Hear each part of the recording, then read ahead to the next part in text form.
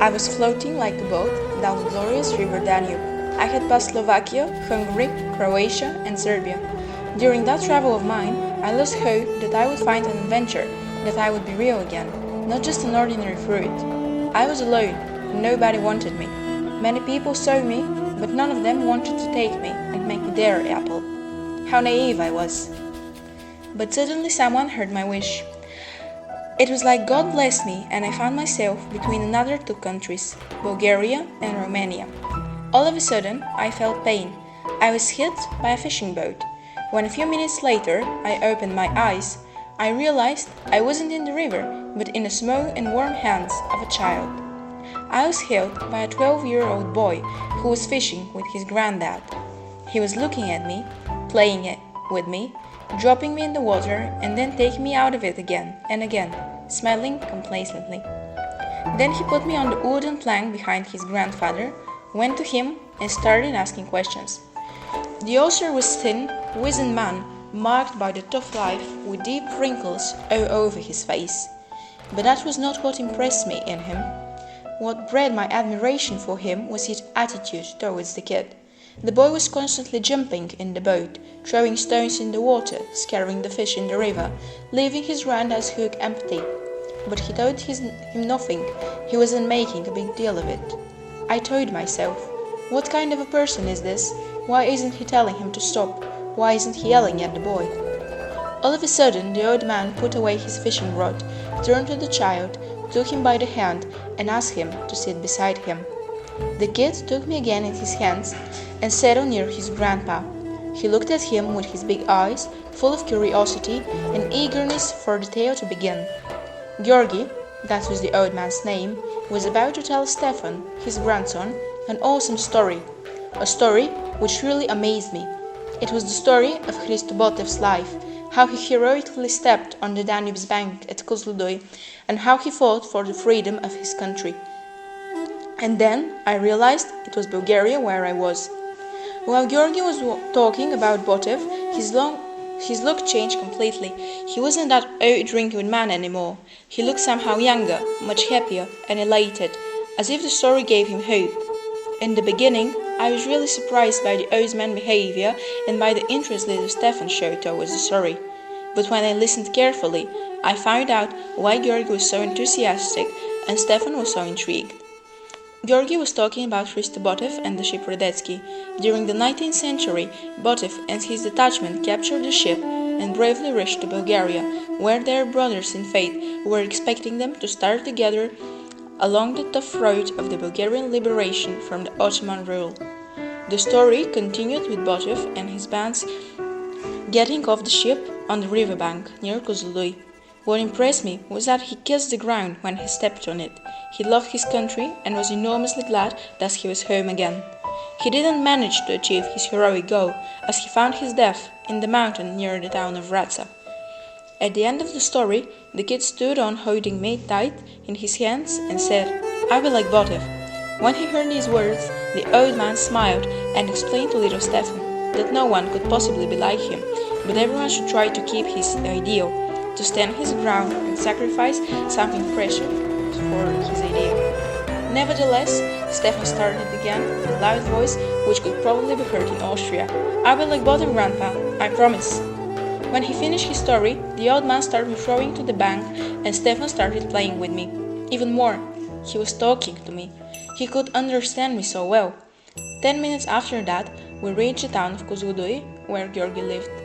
The house was small, in the middle of a meadow. We went inside.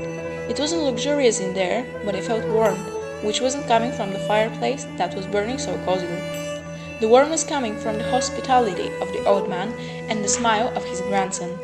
I was fascinated by the music being played. The kid explained to me that it was traditional Bulgarian music played on instruments like bagpipes, wooden pipes, drums, and many others. At lunchtime, Stefan's parents came to take him home. He showed me to his mom and dad and told them that I was his new friend. They smiled and told him it was time for them to go back to Vratsa. On our way to the town, we passed by an awesome natural creation, the Vologorchik rocks. I saw rocks in bizarre shapes. The kid explained that they had been formed for millions of years. The local people named different rocks after the things they resemble and created many legends about them. The next morning, Stefan and I got up early and went to his school with his mom, who was an English teacher there. When we arrived, I found myself in front of a big and beautiful building. There it was written with big letters, Hristo Botev Secondary School. It was named after the one Stefan's granddad told us about. When we got in, I peeked out of his backpack and took a look at the magnificent school, the classrooms, the labs, the students, the teachers. It was so interesting. And that was my first day in Grazza. The following Saturday, Stefan decided to show me the town and its sights. We set out early in the morning. We were walking on a green path in the woods, and after an hour we reached a waterfall named Skakla. The view truly amazed me. The waterfall is 100 meters high, and the view towards the town nearly stopped my breath. It was unspeakably beautiful. We went back to the town center, where Stefan showed me two towers from the Middle Ages and a big square where the grand monument of Hristo Botev was. We also visited the local museum, where I got really scared. Why, you would ask? Well, there's a woman's skeleton in one of the halls. Stefan explained me that she was 8,100 years old and that the archaeologists named her Tudorka. He started laughing at me when he saw how terrified I was, and that's why he showed me other halls of the museum. I was stunned by the magnificent Thracian treasures and artifacts. All these objects have absorbed the ancient history of Grazza and are saving it for next generations. We spent the rest of the day walking the town, and we visited the cave Ledenika near Grazza and an amusement park in the woods. So interesting. I learned a lot about the town and the Bulgarians as a nation. In the evening, both me and my mate were so exhausted that we fell asleep immediately. The next couple of weeks, we really enjoyed ourselves. Stefan's parents decided to go to the seaside, the Bulgarian coast of Black Sea. The journey was long, so on our way we stopped in Veliko Trnovo, the old capital of Bulgaria. There, on one hill, we could see majestically soaring four-filled walls and towers. The houses of local people were settled on a steep slope descending to a river. It all looked as a scenery for a movie. On one of the streets of the old town, we saw craftsmen making different handicrafts. Our stay in Veliko Trnovo was short, but it aroused me in a desire to come back. We finally reached the seaside. Warm sun, sand, and blue waves had been expecting us. But why was that beautiful azure sea called the Black Sea? Stefan explained to me that during a storm the water becomes so dark that the soil was black. And there in the blue-black sea I saw something really interesting. A small town where all of the houses were wooden. It was situated on an island connected to the land with one tiny road. I found out that it was the old town Neseber, which is under the protection of UNESCO. This place was really romantic and is close to the big resorts, visited by thousands of tourists every summer. Only 1 hour separates this town from the village of Tsarevo. It's famous for a unique tradition, Nestinarstvo, or so-called fire dancing. On a certain day of the year, the so-called Nestinari gather together and dance barefoot on embers without getting burned. Stefan and I spent a couple of weeks together. It was also great fun, but I wanted to find more friends. That's why one morning I told him, "Will you let me go if I want to, Stefan?" "But how? You're my friend. Friends never leave each other. Are you saying you don't want to be with me anymore?" he asked with tears in his eyes. "Friends aren't supposed to abandon each other. You're right. But I'm not really leaving you. We're together in here, deep in our hearts. I just want to explore new places, experience new things, find more friends who will become yours as well."